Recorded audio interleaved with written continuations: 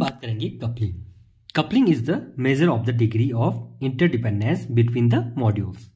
यहाँ पे वर्ड आ रखा है बिटवीन द मॉड्यूल्स, मीन्स हमारा दो मॉड्यूल होंगे, दो इंडिपेंडेंट मॉड्यूल होंगे, उनके बीच में डेटा शेयरिंग के थ्रू या कोई और हो सकता है, तो उसके थ्रू हमारा क्या हो सकता है, डिपेंडेंसी हो सकता है एक मॉड्यूल का दूसरे मॉड्यूल पर।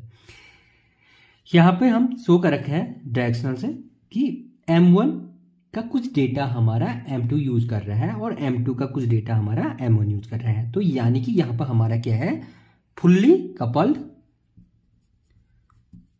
Coupled module. ओके, तो ये हमारा क्या है, हमारा कपलिंग है, यानी कि क्या हो रहा है, डिपेंडेंसी हो रही है एक दूसरे मॉड्यूल पर। ठीक, a good software will have low coupling, means कम से कम हमारा कपलिंग रखने पर क्या हो सकता है, अ गुड सॉफ्टवेयर, यानी कि जब भी हम सॉफ्टवेयर को डिजाइन करेंगे वहां पर हमें क्या करना पड़ेगा, मिनिमम क्या करना पड़ेगा, कपलिंग रखना पड़ेगा। Minimum coupling is best for the software design. Okay, यहां पर हमारे पास टाइप्स ऑफ कपलिंग है। फर्स्ट है data coupling, then stamp coupling, third है कंट्रोल कपलिंग, फोर्थ है एक्सटर्नल कपलिंग, फिफ्थ है कॉमन कपलिंग एंड सिक्स है कंटेंट कपलिंग। एक हमारा नो डायरेक्ट कपलिंग होता है, यानी कि जहां पर हमारा मॉड्यूल के बीच में कोई भी हमारा इंडिपेंडेंसी नहीं है, वहां पर नो डायरेक्ट कपलिंग होता है। ठीक, वही हमारा बेस्ट होता है वैसे। ठीक, कम से कम मिनिमम कपलिंग रखने पर हमारा बेस्ट सॉफ्टवेयर डिजाइन होता है। ओके, तो यहाँ पर हमारा बेस्ट कौन सा है, डेटा कपलिंग। डेटा कपलिंग हमारा बेस्ट है। ठीक, और वर्स्ट हमारा कौन सा है, कंटेंट कपलिंग, यानी कि हमने कंटेंट कपलिंग कर दिया तो सॉफ्टवेयर डिजाइन हमारा सबसे बेकार हो सकता है। ठीक, तो यहां पर हमारा पहला आता है डेटा कपलिंग। फर्स्ट है डेटा कपलिंग। डेटा कपलिंग में हमारे क्या होता है, जैसे M1 और M2 मॉड्यूल है, एक मॉड्यूल का डेटा कौन शेयर करेगा, दूसरा मॉड्यूल हमारा यूज करेगा, यानी कि M1 क्या करेगा, डेटा शेयर करेगा और M2 उसको यूज करेगा, या M2 डेटा शेयर करेगा तो M1 यूज करेगा। यानी कि यहां पर हमारा क्या हो रहा है, डेटा कपलिंग में डेटा शेयरिंग, एक मॉड्यूल डेटा को शेयर कर रहा है दूसरे मॉड्यूल के लिए, तो यही हमारा क्या है, डेटा कपलिंग। ठीक, सेकेंड हमारा स्टैम्प कपलिंग।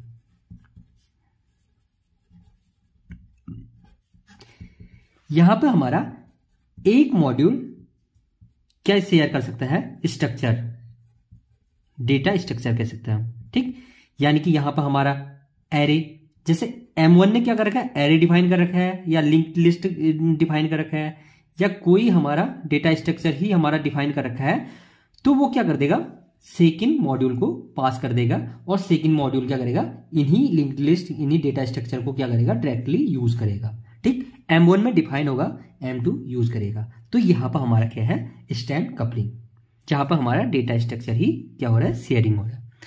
थर्ड है हमारा कंट्रोल कपलिंग।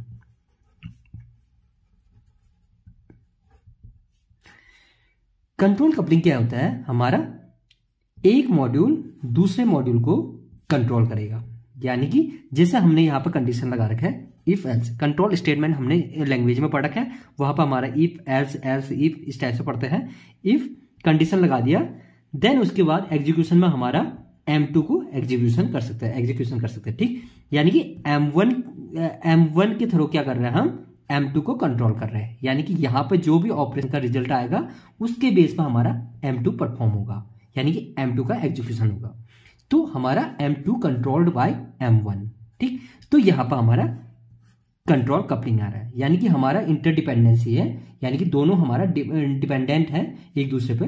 M2 का एग्जीक्यूशन डिपेंड कर रहा है हमारा M1 के रिजल्ट पे। ठीक, तो यहां पर हमारा कंट्रोल कपलिंग आता है। फोर्थ है हमारा एक्सटर्नल कपलिंग। एक्सटर्नल कपलिंग में जब हमारा दो मॉड्यूल M1 एंड M2, इन दोनों को हमारा एक्सटर्नल, कोई एक्सटर्नल डिवाइस को क्या करना है, कम्युनिकेट करना है या यूज करना है, तो ये दोनों क्या करेंगे, सेम प्रोटोकॉल्स यूज कर सकते हैं। दोनों सेम प्रोटोकॉल्स यूज कर सकते हैं, या हम इसी को कह सकते हैं हम इनको कम्युनिकेट करना है एक्सटर्नल डिवाइसेस के साथ, ठीक, या एक्सटर्नल टूल्स के साथ। तो यहां पर हमारा आता है एक्सटर्नल कपलिंग। नेक्स्ट आता है हमारा common coupling. Common coupling, common coupling में हमारा क्या होता है,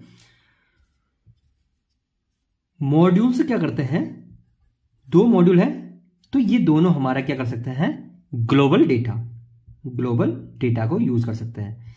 कभी हम क्या बनाते हैं, ग्लोबल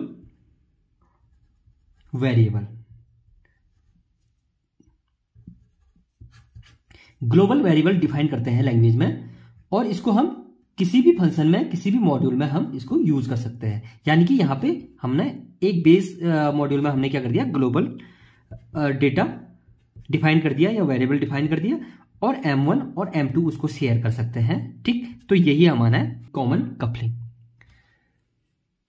नेक्स्ट है हमारा कंटेंट कपलिंग।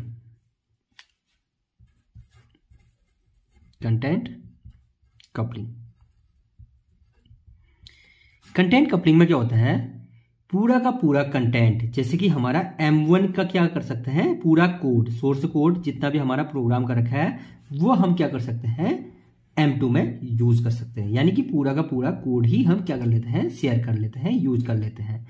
और यही हमारा क्या है, सबसे वर्स्ट है, ठीक, सबसे बेकार है हमारा सॉफ्टवेयर डिजाइन के लिए। क्योंकि हमारा अगर M1 में अगर कोई सोर्स कोड में हमारा कहीं पे भी चेंजेस होता है तो डायरेक्टली हमें M2 में पूरा का पूरा कोड फिर से चेंज करना पड़ेगा, जहां पे इस M1 के सोर्स कोड में चेंजेस हो रखा है। यानी कि मेंटेनेंस में प्रॉब्लम आ सकती है, ठीक। तो हमारा डेटा कपलिंग हमारा क्या है, बेस्ट है, कंटेंट कपलिंग हमारा वर्स्ट है, ठीक। ये हो गया हमारा कपलिंग।